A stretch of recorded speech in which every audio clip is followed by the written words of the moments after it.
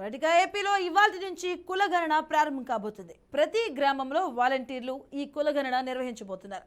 ఈ రోజు నుంచి 10 రోజుల పాటు కులగణన జరుగుతుందని ప్రభుత్వం ప్రకటించింది. ఈ నెల 28వ తేదీ వరకు కూడా కులగణన కార్యక్రమాన్ని నిర్వహించనున్నారు.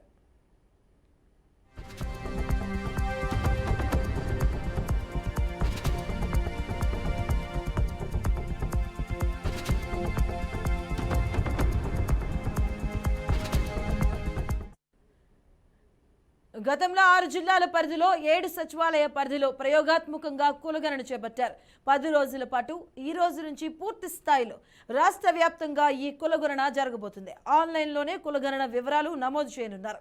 ఇక ఇంటింటికి వెళ్లి వాలంటీర్లు వివరాలు సేకరించబోతున్నారు.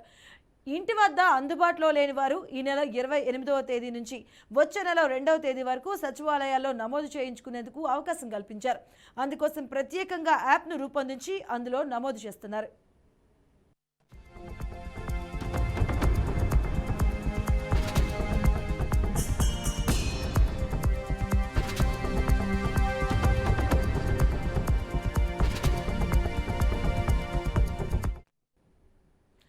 ఇక నేటి నుంచి 10 రోజుల పాటు కులగణన ప్రక్రియ అయితే ప్రారంభం కాబోతుంది. దానికి సంబంధించిన పూర్తి వివరాలు మా కరెస్పాండెంట్ ఏడుకొండలు అందిస్తారు. ఏడుకొండలు.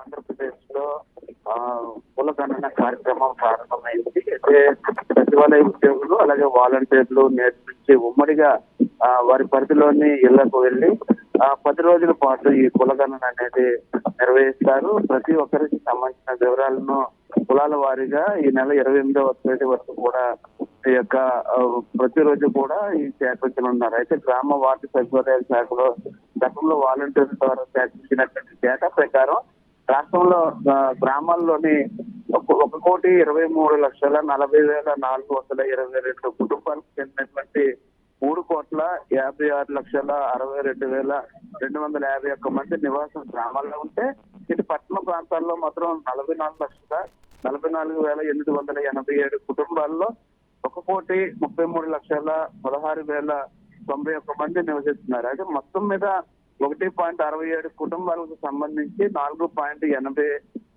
కోట్ల మంది ఉన్నారు. అయితే వీరంతా కూడా ఈ రోజు నుంచి కులగణనలోకి పూర్తి వివరాలు అయితే సేకరిస్తారు. అయితే ఇంటింటికి కులగణన ప్రక్రియలో భాగంగానే ఏదైతే ఎవరైతే కొంతమంది నమోదు చేసుకోకుండా పేర్లు మిగిలిపోతాయో వారు ఆ కుటుంబానికి సంబంధించినటువంటి వ్యక్తి ఎవరో ఒకరు ఆ సంబంధిత సచివాలయాలకు వెళ్లి 29 నుంచి వచ్చే నెల 2 వరకు కూడా ఈ జాబితాలో దాన్ని పొందుపడుతుంది. అయితే మొత్తం చూస్తే రాష్ట్ర స్థాయిలో ఇప్పటికే అయితే కులగణనకు సంబంధించి పైలట్ ప్రాజెక్ట్ కూడా ఇప్పటికే పూర్తి చేశారు. అయితే రాష్ట్ర స్థాయి కులగణన నేపథ్యంలో 6 జిల్లాల్లో 7 సచివాలయ పరిధిలో పైలట్ గా కులగణన ప్రక్రియను విజయవంతంగా నిర్వహించారు. దీనికి సంబంధించి 3,323 కుటుంబాలకు సంబంధించి 7,195 మంది వివరాలను నమోదు చేశారు. శ్రీకాకుళం డాక్టర్ బిఆర్ అంబేద్కర్ కోనసీమ జిల్లా, అలాగే ఎన్టీఆర్ జిల్లాతో పాటు పుట్ట శ్రీరాములు, నెల్లూరు, వైఎస్ఆర్ కడప జిల్లాల్లో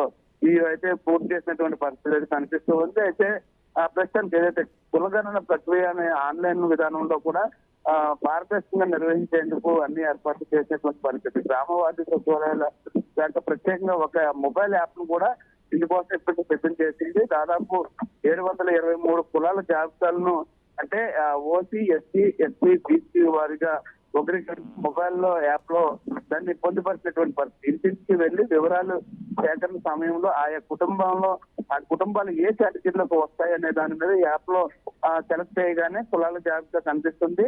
వారు వెల్లడించే వివరాలు ప్రకారం కులగణన సిబ్బంది దాన్ని నమోదు చేస్తారు.